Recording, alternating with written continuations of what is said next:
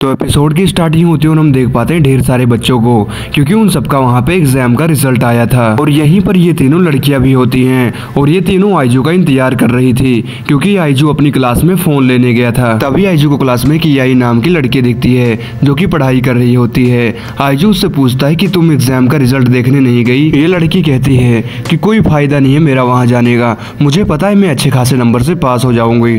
और तभी वो पेड़ से मुड़ के आइजू की तरफ देखती है, जिससे उन दोनों को वही करंट लगता है। इससे आइजू समझ जाता है कि ये भी मेरी सोलमेट ही है। आइजू उससे पूछता है कि क्या तुम मेरे साथ चलोगी एग्जाम का रिजल्ट देखने, लेकिन वो उसके साथ जाने से मना कर देती है। इसके बाद आइजू वहां से खुद ही चला जाता है। वहीं दूसरी तरफ हम देख पाते हैं हकारी को, जिसका 240 में से 25 प्लेस आई होती है और सुजुका की 44 और कराने की 87 और वहीं आइजू को आई होती है 88 और ये चारों बहुत खुश हो रहे होते हैं। और तभी आइजू की नजर एग्जाम के टॉपर पर जाती है, जो कि आई नैनो ही थी और उसके हर सब्जेक्ट में फुल मार्क्स आए थे। और ये चीज देखकर वो काफी हैरान हो जाता है। जिसके बाद वो उन तीनों से पूछता है आई नैनो के बारे में। अब ये तीनों बताते हैं कि हम लोग उसको जानते तो हैं, क्योंकि वो बहुत बड़ी पढ़ाकू है। कराने कहती है कि मैंने उससे कभी बात तो नहीं की, लेकिन वो पढ़ने में बहुत ज्यादा होशियार है, किसी रोबोट की तरह। इसके अगले सीन में हम देख पाते हैं केमिस्ट्री क्लास को, जहाँ पर सभी लोगों को टीमों में बांट दिया गया है और वहीं पर आइजू और आई एक टीम में होते हैं और दूसरी तरफ हकारी, सुजुका और कराने अलग टीम में। इसके बाद आइजू उठता है और तभी उसकी नजर आई पे जाती है। वो सोचने लगता है कि जो आई है ये हकारी, कराने और सुजुका से बहुत ज्यादा क्यूट भी है और ये काफी स्मार्ट भी है। इसके बाद आइजू अपना प्रैक्टिकल पूरा करने लगता है, लेकिन तभी एक काम करते हुए आइजू के हाथ में ब्लेड से एक कट लग जाता है। जिसके बाद वो जाकर के अपना हाथ धोने लगता है। वो कहता है अब तो मुझे नर्स के पास जाना ही होगा। तभी आई आइजू से कहती है कि तुम्हें नर्स के पास जाने की जरूरत नहीं है और वो आइजू की उंगली अपने मुंह में लेकर के चूसने लगती है। वो कहती है कि सलाइवा में कुछ ऐसे बैक्टीरिया होते हैं जो कि चोट को काफी जल्दी हील कर देते हैं। और ये चीज देख करके आइजू काफी ज्यादा शर्मा जाता है। अब आइजू उसको देख के अपने मन में सोचता है कि इतनी खूबसूरत लड़की मेरी उंगली चूस रही है, इसके आईलाइसेस काफी खूबसूरत हैं और इसकी स्किन काफी सॉफ्ट है और इसके होंठ भी और इसकी जीभ भी काफी ज्यादा गर्म है। कहीं मैं कोई सपना तो नहीं देख रहा हूँ। अगले सीन में हम आई और आइजू को क्लास में देख पाते हैं। आइजू आई को शुक्रिया बोलता है। वो उससे पूछता है कि क्या तुम सोडा पीना पसंद करोगी। आई मना करते हुए बोलती है कि नहीं, सोडा डिहाइड्रेशन के लिए अच्छी चीज नहीं है और वो वहां से जाने लगती है। तभी आइजू कहता है कि रुको, मैं तुम्हारे बारे में और कुछ जानना चाहता हूँ। नानो मतलब आई कहती है कि इसका कोई फायदा नहीं है, तुम मेरे बारे में जान के क्या करोगे। आइजू कहता है कि मैं जानना चाहता हूँ कि तुम्हारी हॉबीज क्या है और तुम हॉलीडेज पे क्या करती हो। नानो कहती है कि मैं कुछ नहीं करती, मैं बस पढ़ाई करती हूँ और ऐसे मजे वाले काम करने के चक्कर में हमारे मार्क्स अच्छे नहीं आएंगे। आइजू कहता है कि सिर्फ मार्क्स ही तो सब चीजें नहीं होती हैं।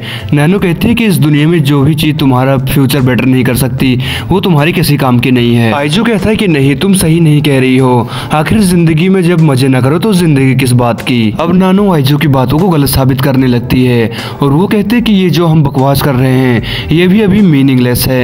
जिसके बाद वो वहां से चली जाती है। इसके अगले सीन में हम नानो को अपने घर पर देख पाते हैं, जहाँ पर वो पढ़ाई कर रही थी, लेकिन वो पढ़ाई नहीं कर पा रही थी आइजू की बातों की वजह से। जिसके बाद वो सोचते कि आखिर ये फीलिंग्स कैसी है, ये तो समय की बर्बादी है। इसके बाद वो बोर्ड पे फटाफट कुछ लिखने लगती है। इसके बाद ये बोर्ड पूरी तरीके से भर जाता है, लेकिन फिर भी नहीं रुकती और कुछ पेपरों में लिखने लगती है, लेकिन फिर भी इसका पढ़ाई में मन नहीं लग पा रहा था। इसके बाद हमें अगले दिन का सीन दिखाया जाता है। वो आइजू को सीधी बातों में कहती है कि मैं तुमसे प्यार करती हूँ और मैं चाहती हूँ कि तुम मेरे साथ रिलेशनशिप में आ जाओ। आइजू कहता है कि मैं भी तुम्हें बहुत पसंद करता हूँ और क्या तुम मेरे साथ डेट पे चलना चाहोगी, लेकिन नानो उसके प्रपोजल को रिजेक्ट कर देती है। अब ये चीज सुनकर आइजू काफी ज्यादा हैरान हो जाता है और कहता है कि क्या तुम मेरे साथ मजाक कर रही थी। इस पर नानो कहती है कि तुम्हें मेरे प्रपोजल को रिजेक्ट करना चाहिए था, लेकिन तुमने नहीं किया, इसलिए मैंने ही तुम्हें रिजेक्ट कर दिया। लेकिन आइजू को वहाँ कुछ समझ में नहीं आ रहा था। अब नानो बताती है कि मैं यहाँ पर बस इसलिए आई थी ताकि जो हम दोनों के मन में फीलिंग्स है उसको मैं खत्म कर सकूं। लेकिन आइजू कहता है कि क्यों, आखिर हम दोनों तो एक दूसरे से प्यार करते हैं। नानो कहती है कि रिलेशनशिप में आने के बाद शादी करना पड़ेगा और हमारे बच्चे भी होंगे और मैं ये सब नहीं करना चाहती। टीनेजर्स के लिए ये सब बेकार है और मैं तुम्हें कभी भी एक्सेप्ट नहीं करूंगी। तभी आइजू कहता है कि मुझे 100 बार रिजेक्ट करा जा चुका है, तो तुम मुझको चाहे जितनी बार रिजेक्ट कर लो, तुम्हारे लिए मेरा प्यार कभी भी खत्म नहीं होगा और मैं तुम्हें इतना प्यार करूंगा कि तुम मुझे छोड़ने का कभी सोचोगे भी नहीं। और मुझे सिर्फ एक मौका दे दो, अगर मैं खुद को साबित नहीं कर पाया तो तुम्हारी जो मर्जी। इसके बाद थोड़ा सोचने के बाद नानो मान जाती है। इसके अगले सीन में हम देख पाते हैं आइजू को, जो कि तैयार होके नानो का इंतजार कर रहा था। इसके बाद नानो वहाँ पर आती है और उसने घर के कपड़े पहने हुए थे। आइजू उसको देख करके काफी ज्यादा खुश हो जाता है। वो अपने मन में कहता है कि ये तो घर के कपड़े में और भी ज्यादा खूबसूरत लग रही है। इसके बाद ये लोग हॉर्स राइडिंग के लिए जाते हैं, लेकिन नानो को वहाँ पे बिल्कुल भी मजा नहीं आता है। इसके बाद आइजू अपने बैग से एक इंस्टेंट कैमरा निकालता है और वो नानो की फोटो खींचने लगता है।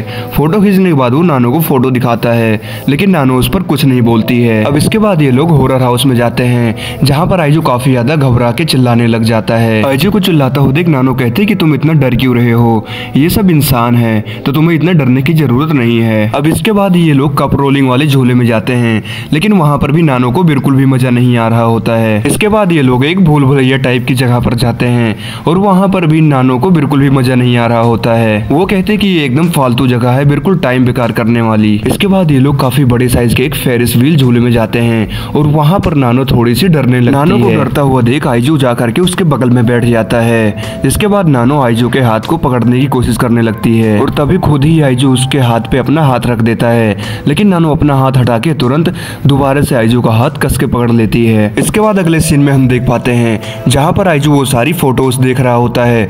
वो कहता है आज बहुत मजा आया, आज का दिन बहुत ज्यादा अच्छा था। नानो कहते हैं कि हाँ अच्छा तो था, लेकिन तुम्हारे लिए मुझे तो बिल्कुल बेकार लगा, ये किसी भी काम का नहीं था और मुझे माफ करना इस बात के लिए। आइजू कहता कि माफी मत मांगो, तुमने जो भी बोला है वो अपने दिल से बोला है और अगर ये बेकार दिन था, किसी काम का नहीं था, तो आज के दिन की हमें सारी यादें भी खत्म कर देनी चाहिए। इसके बाद वो सारी फोटोज जलाने लगता है, लेकिन तभी नानो को आइजू के साथ बिताया हुआ आज का पूरा दिन याद आता है और वो आइजू को फोटोज जलाने से रोक लेती है। तभी आइजू कहता है कि मुझे माफ करना ऐसा करने के लिए, लेकिन तुमने कहा कि आज का दिन किसी काम का नहीं था, लेकिन फिर भी आज के दिन से तुमने कोई ऐसी चीज कमाई है जो कि तुम खोने से डर रही हो। कुछ ऐसी चीज जो बताई नहीं जा सकती और न ही नंबर्स में समझाई जा सकती है। आइजू की बातें सुनने के बाद नानो की आंखों से अपने आप आंसू निकलने लगते हैं और वो खुद भी हैरान होती है। इस पर आइजू कहता है कि मुझे माफ करना, मेरा तुम्हें ये रुलाने का कोई इरादा नहीं था, मैं तो बस तुम्हें ये जताना चाहता था कि आज का दिन एकदम बेकार नहीं था और आज के दिन से तुमने कोई ना कोई चीज जरूर पाई है। इसके बाद नानो कहते कि मुझे माफ करना,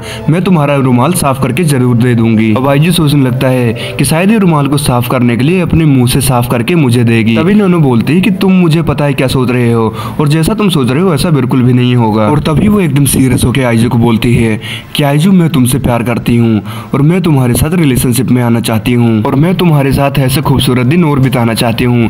तभी आइजू बोलता है कि हाँ मैं भी तुमसे बहुत प्यार करता हूँ, लेकिन तभी नैनो आइजू को जोर से पकड़ के उसको किस कर लेती है, जिससे आइजू को बिल्कुल भी कुछ भी समझ में नहीं आता। इसके बाद वो बोलती है कि मैं अपनी ख्वाहिशों को पूरा करने में बिलीव रखती हूँ बिना कोई टाइम वेस्ट किए, क्या तुम्हें इससे कोई प्रॉब्लम तो नहीं है, जिस पर आइजू मना करता है। इसके बाद हमें अगले दिन का सीन दिखाया जाता है जहाँ पर आइजू अपनी तीनों गर्लफ्रेंडों से नानो को मिलवाता है। वो उन तीनों से परमिशन लेता है डरते हुए कि क्या मैं इसको अपनी गर्लफ्रेंड बना सकता हूँ। इस पर कराने कहती है कि तुम पता नहीं कैसे इंसान हो, अब तो मुझे तुम्हारी हरकतों पे हैरानी भी नहीं होती है और वो वहाँ पे चिल्लाने लगती है। और तभी हकारी बोलती है कि अगर तुम मुझे अपने साथ रखोगे तो मुझे बाकियों से और कोई भी प्रॉब्लम नहीं है, जिस पर सुजुका भी मान जाती है। अब आइजू रोते हुए तीनों को शुक्रिया बोलता है।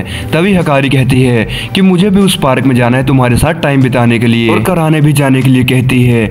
नानो भी कहती कि मैं भी एक बार और जाना चाहती हूँ। तभी आइजू कहता है मेरे पास एक आइडिया है, क्यों ना हम सब मिलकर इस वीकेंड पे एक साथ में कहीं पर घूमने चलें। तभी हकारी कहती हाँ मेरे पास एक जगह है, हम चारों को घूमने जाने के लिए वो बहुत अच्छी है और वो उन चारों को एक पूल की फोटो दिखाती है, जिसके बाद ये एपिसोड यहीं पर खत्म हो जाता है। तो दोस्तों अगर ये वीडियो पसंद आई हो तो चैनल को जरूर सब्सक्राइब करना और इस वीडियो पे लाइक गोल है 30 लाइक्स का। तो मिलते हैं हम अपनी अगली वीडियो में, तब तक के लिए गुड बाय।